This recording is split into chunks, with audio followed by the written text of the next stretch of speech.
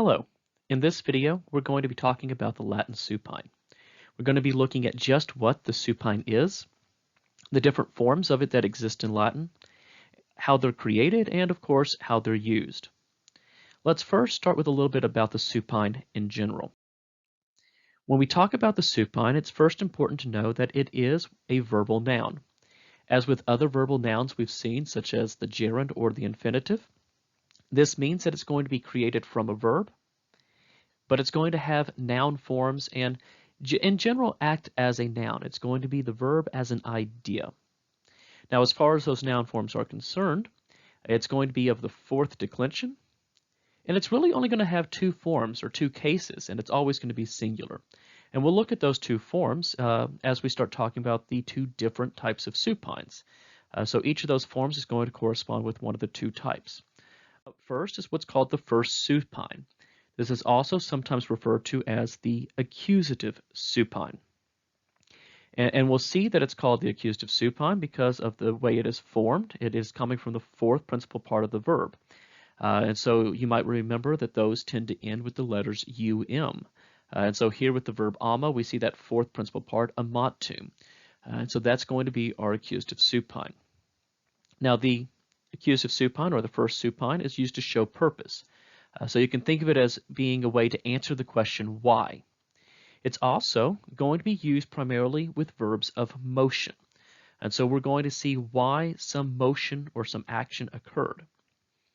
It may have an object. If it has an object, the object is going to be in whichever case the verb would normally take. So let's look at this example here. Te admonitum venemus. In this sentence, we have a verb of motion, venemus. We have a supine, admonitum, which is going to answer the question of why the action venemus took place. And we're even going to see te here as an object for admonitum. So if we were to translate this, we would see that we would translate it as we came, venemus, we came, that's our action, and it shows motion. To advise, admonitum, our supine, and it is taking the object you, so we came to advise you. And that's what we're going to expect to see when we're looking at the first supine. And again, these are going to be pretty easy to notice because they're just going to be that fourth principal part. Now, you might want to consider that that fourth principal part can also be used with other things, such as the perfect passive. But the easiest ways to recognize this is you're not going to see it with the form of sum. When you're not seeing it with the form of sum, it is most likely going to be the first supine. Now the second supine tends to be a little bit easier to spot, to recognize. This is occasionally referred to as the ablative supine, and the reason why it's referred to as such, it deals with both how it is used and how it appears. As far as how it's going to appear, when we create this, we're simply going to take that first supine, that fourth principal part of a verb, and change that um ending to a long u. And that should be pretty recognizable as a fourth declension ablative ending. This is actually created from very, very few verbs. Not very often will we see verbs that do this. Most often ones are going to be verbs of mental action, words like audito, dictu, visu, so audito to hear, dictu to say, visu to see. There are others that aren't mental action. Factu, to do, is also going to be one of these. Some people refer to these as being words of general action, where we're not being too specific. Now these tend to be used to show reference or specification, and that's one of the other ways we can think of it as being an ablative, that this is a use of the ablative.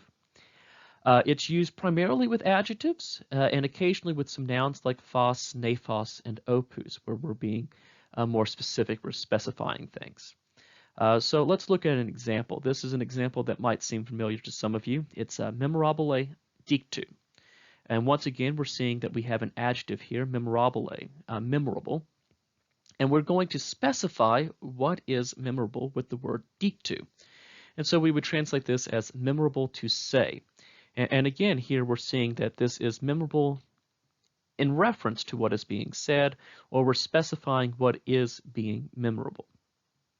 Now, whether or not you're talking about the first supine or the second supine, both of these are fairly rare in classical Latin. About 2,000 uses total in all of classical Latin for both of these.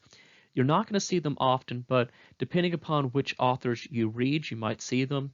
They do pop up pretty often in some of the writers of comedy, and Caesar does use them quite a bit. So depending on who you read, you might see them more or less often than other authors. So now that you are familiar with the first and second supine, you can get out there and do some Latin.